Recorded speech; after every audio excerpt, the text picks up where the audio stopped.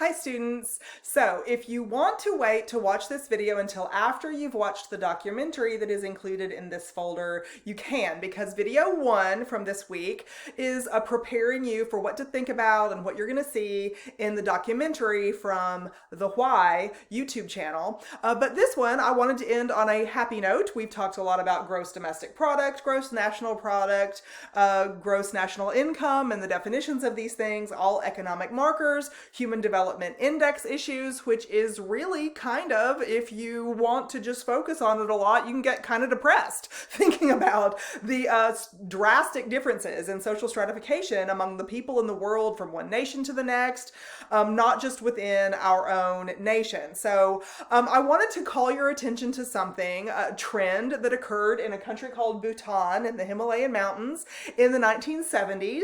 They are a very impoverished nation according to any of those dependency theories, or development theories that we looked at in a previous lecture. They are extremely impoverished. They have subsistence level agriculture. They have very low levels of consumption. They usually produce their own goods and services, make their own clothes, weave their own fabric, do all kinds of things that you and I would consider very, what's the paternalistic word I'm looking for? Paternalism being a bad thing, primitive or backward or something like, a negative word like that. They have a lifestyle like that, where if they have wheat or rice, they harvest it themselves, grain by grain, grind it up to make their own wheat. They don't have industrialized products where you can go to the store and buy a package of flour and make your own bread. Many of us, unless you're in the culinary school, don't know how to do that anyway, because that has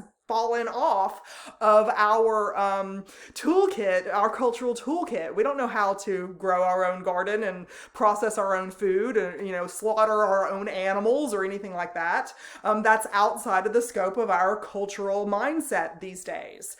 So these are the kinds of things that people in Bhutan focus on. They take care of themselves on a daily basis. If you and I look at them and compare their lifestyle to ours, we can come up with all kinds of memes, informative memes, not snarky ones or funny ones, informative memes to compare style of life between first world and third world countries, like we focused on in previous weeks. But what they came up with was the fact that people in their nation regularly reported that they were happy and content with their lifestyle. And so in the 1970s, government officials in Bhutan decided that they would stop measuring themselves in comparison to other nations of the world based on gross domestic product, gross national income, and all those measurements that we talked about before. And instead, they developed an index called gross domestic happiness.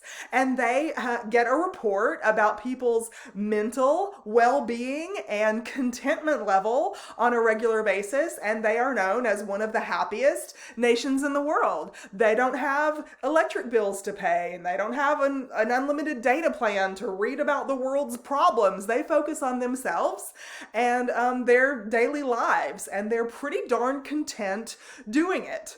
Now, when I talk about my electric bill, in the summer, I really like to crank up that air conditioning, and in the winter I need that inside heat. But we're not talking about having those kinds of luxury resources. You and I might not even think the same way here. I call that a luxury. You might say it's a necessity, but those kinds of things are not available to people in Bhutan. That's the kind of poverty that we're talking about. But poverty does not always equal misery, because if you are free to make your own products, to develop your own food, have your own, kind of barter or trade and commerce, you can have a very content life, and you don't need that unlimited data plan like my niece who stomps down the hallway and says, "I have to have it or I'm gonna die." No, you don't. So please do some research about this about this country, the gross domestic happiness. There's an article that I've posted for you to read about it so you can see where it came from and what kind of things are measured, because there are alternatives to the industrialization and the economic development that so many nations seem to be focused on, the very Western paternalistic mindset. And so perhaps we can broaden our scope and measure our own domestic happiness on a micro scale, but also on a macro scale too. So please enjoy this happy, hopefully uplifting topic to close out the this session this week. And so if you want to watch that documentary about poverty first, and international relations and how, first world can contribute to third world staying third world, that's what the documentary is kind of about. So if you want to save this until after you watch that, you be my guest. I've got this as video too, but skip around a little bit and then read that article, because hopefully that will end us on a happier note. Text me with questions.